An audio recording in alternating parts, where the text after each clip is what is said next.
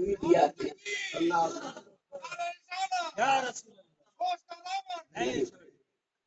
ماشاء اللہ اللہ بھائی کو سلامت رکھے،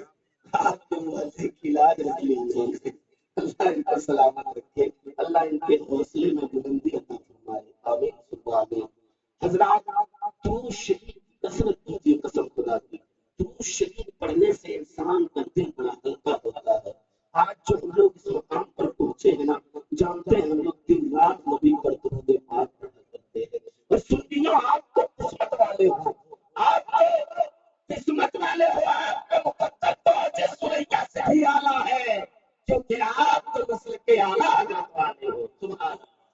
نسل کے اعلیٰ حضرت والے ہو۔ آپ ہی کے تو مقدر میں درود شریف ہے یارو، آپ نہیں پڑھو گے تو کون پڑھیں گے؟ آپ کو ہی پڑھنا ہے، اور کیوں پڑھنا ہے ذرا آپ ایک واقعہ سماعت کر لیں، پھر میں نے جو آیت کریمہ تلاوت کی ہے اس طرف لوٹنے کی کوشش کروں گا۔ شارح مشتاق حضرت علامہ عبدالحق محدث دہلوی بخاری رحمۃ اللہ تعالی علیہ اشرف الجماعت، ایک بہت ہی معتبر کتاب ہے، ایک بہت ہی مستند کتاب ہے۔ علامہ عبدالحق فرماتے ہیں، کیا فرماتے ہیں کہ حضرت حسن بصری کی بارگاہ میں ایک عورت دوڑی دوڑی حاضر ہوئی، اے حسن بصری، اے حسن بصری، آپ اللہ کے برگزیدہ بندے ہیں، آپ اللہ کے پیارے بندے ہیں، آپ اللہ کے محبوب بندے ہیں، آپ اللہ کے محبوب ہیں، آپ اللہ کے ولی ہیں، آپ اللہ کے دوست ہیں، اے حسن بصری، میری ایک جوان بیٹی تھی، میری جوان بیٹی کا کچھ دن پہلے انتقال ہو گیا، اے حسن بصری مجھے کوئی عمل بتائیے، مجھے کوئی وظیفہ بتائیے تاکہ میں اپنی بیٹی کو خواب میں دیکھ سکوں کہ میری بیٹی کو اللہ نے جس حال میں رکھا ہے، اللہ نے میری بیٹی پر کیا معاملات کیے ہیں، اے حسن بصری کوئی وظیفہ دیجیے، کوئی عمل دیجیے۔ حسن بصری فرماتے ہیں، اے خاتون چلو چلو میں تمہیں ایک وظیفہ دیتا ہوں۔ حسن بصری نے اس خاتون کو ایک وظیفہ دے دیا، کہا چلے جاؤ گھر چلے جاؤ، جا کر تم مصلی بچھا دینا، یہ وظیفہ کرنا اور کنٹینیو کرتے رہنا، اللہ نے چاہا تو اس وظیفہ کے بدلے تم اپنی بیٹی کا دیدار کرو گے۔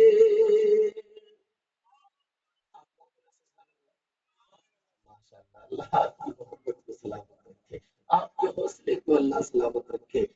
دیدار کر لو گی۔ چلی گئی وہ خاتون گھر، مصلی بچھائی، اور ایک دن دو دن تین دن چار دن، جیسے ہی ساتواں دن گزرا، ساتویں شب آئی، وہ خاتون جیسے ہی سوتی ہے، ورد کرتے کرتے، وظیفہ کرتے کرتے، عمل کرتے کرتے جب سو گئی تو خواب میں اپنی بیٹی کو دیکھ لیتی ہے، پوچھتی ہے، اے میری بیٹی بتا بتا اللہ نے تیرے ساتھ کیا معاملات کیے ہیں، اللہ نے تیرے ساتھ کیا معاملات کیے ہیں، اللہ نے تجھے کس حال میں رکھا ہے؟ بیٹی کہتی ہے، اے امی جان آپ بھی کہتی تھی کہ بیٹی پردہ کیا کرو، بیٹی سر کا بال کھلا نہ رکھو، بیٹی نماز پڑھا کرو، بیٹی قرآن پڑھا کرو، بیٹی گھر میں لوگوں کی عزت کیا کرو، بیٹی آواز کو اونچی کر کے نہ بولا کرو، بیٹی پایا کی آواز کے آنگن میں نہ چھڑکاؤ۔ اے امی جان آپ بھی کہتی تھی اللہ تبارک و تعالیٰ نے مجھے عذاب گرفتار کر دیا ہے، اے میری ماں اللہ نے مجھے عذاب میں مبتلا کر دیا ہے، اے میری ماں میں عذاب میں گرفتار ہوں، اے امی جان میں عذاب پا رہی ہوں، میں اللہ کی سزائیں پا رہی ہوں، میں لوگوں سے پردہ نہ کرتی تھی، کرنے کے بعد اللہ مجھے عذاب دے رہا ہے، میں قرآن نہ پڑھتی تھی اللہ مجھے عذاب دے رہا ہے، میں نماز نہ پڑھتی تھی اللہ مجھے عذاب دے رہا ہے، میں پائل کی آواز چھنکاتی تھی اللہ مجھے عذاب دے رہا ہے، قسم خدا کی وحدت میں لوگوں آپ کی روحیں کیا پھٹے گی۔ یاد رکھو مسلمانوں، جب وہ بڑھیا عورت سو کر اٹھتی ہے، اٹھنے کے بعد فوراً دوڑتی وہ حسن بصری کی بارگاہ میں، ابھی فجر کی اذان ہوئی تھی، وہ بڑھیا جا کر مسجد کے باہر بیٹھ جاتی ہے، نماز ختم ہونے کا انتظار کرتی ہے۔ نماز ختم ہوگی، حسن بصری نے کچھ وظیفے پڑھے، وظیفے پڑھنے کے بعد جب حسن بصری باہر نکلنے کے بعد پوچھتے ہیں اے خاتون اب کیوں آئی، بتا کیا معاملہ ہے۔ وہ خاتون کہتی ہے اے حسن بصری، اللہ کا شکر ہے آپ نے جو وظیفہ دیا تھا میں نے اپنی بیٹی کو خواب میں تو دیکھ لیا ہے، لیکن دیکھ کر میری ممتا کو سکون نہیں ملا، میری ممتا تڑپ رہی ہے، میں بے چین ہوں۔ کا معاملہ کیا ہے؟ کا معاملہ یہ ہے میری بیٹی عذاب پا رہی ہے، اللہ کا عذاب نازل ہو رہا ہے، اللہ کی سزائیں پا رہی ہے، اللہ کی سزائیں پا رہی ہے، اللہ کا عذاب نازل ہو رہا ہے، عذاب میں گرفتار ہے۔ کا ایک خاتون چلی جا، دوسرا عمل بتاتا ہوں، دوسرا وظیفہ دیتا ہوں، جاؤ جا کر اسے گھر میں پڑھو، ہو سکتا ہے اللہ تعالیٰ اس عمل کی بنیاد پر تیری بیٹی کے گناہوں کو معاف فرما دے۔ ہو سکتا ہے، جا گھر چلی جا۔ وہ خاتون آئی، آنے کے بعد عمل کرنے لگ گئی۔ رضا اللہ بھائی آپ کی توجہ کا طالب ہوں، قسم خدا کی اب جب جملے بولنے والا ہوں آپ میں چلنے لگیں گے، آپ کے ایمان میں تازگی پیدا ہو جائے گی، آپ کے دلوں میں درود شریف کی محبت مجسر ہو جائے گی۔ آپ سماعت کریں اے لوگوں، وہ عورت تو چلی گئی، قسم خدا کی ایک دن جب حسن بصری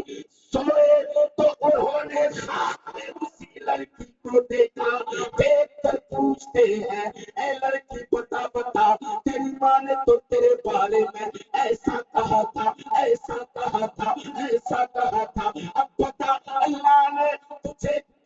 تیرے ساتھ کیا معاملات کیے۔ اے لڑکی بتا، میں تو تجھے جنت میں دیکھ رہا ہوں، میں تو تجھے جنت کی وادیوں میں دیکھ رہا ہوں، جنت کے باغوں میں دیکھ رہا ہوں۔ وہ لڑکی جواب دیتی ہے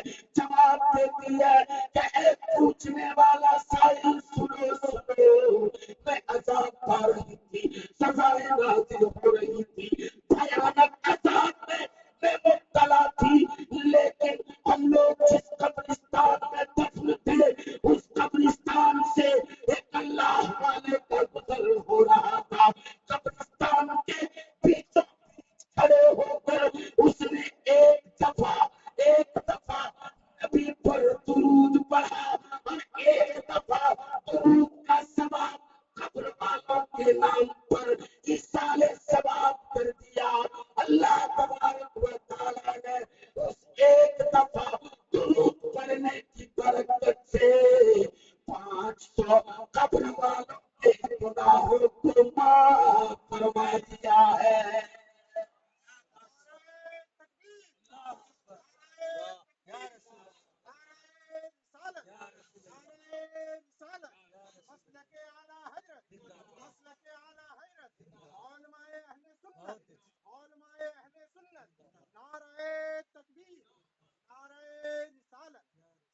پانچ سو قبر والوں کے گناہوں کو اللہ نے ایک دفعہ درود پڑھنے کی برکت سے معاف کر دیا۔ بولو یا رسول اللہ، 500 قبر والے، تو ذرا اندازہ لگائیے کہ ایک دفعہ اگر ایک اللہ کا ولی قبرستان میں کھڑے ہو کر ایک بار درود پڑھ کر قبر والوں کے نام پر ایصال ثواب کر دے تو 500 قبر والے بخشے جائیں۔ اب اتنے بڑے مجمع سے ہر آدمی اگر ایک دفعہ درود پڑھ کر جانے والے مرحوم کے نام پر ایصال ثواب کر دیں گے تو مجھے یقین ہے کہ اللہ ان کے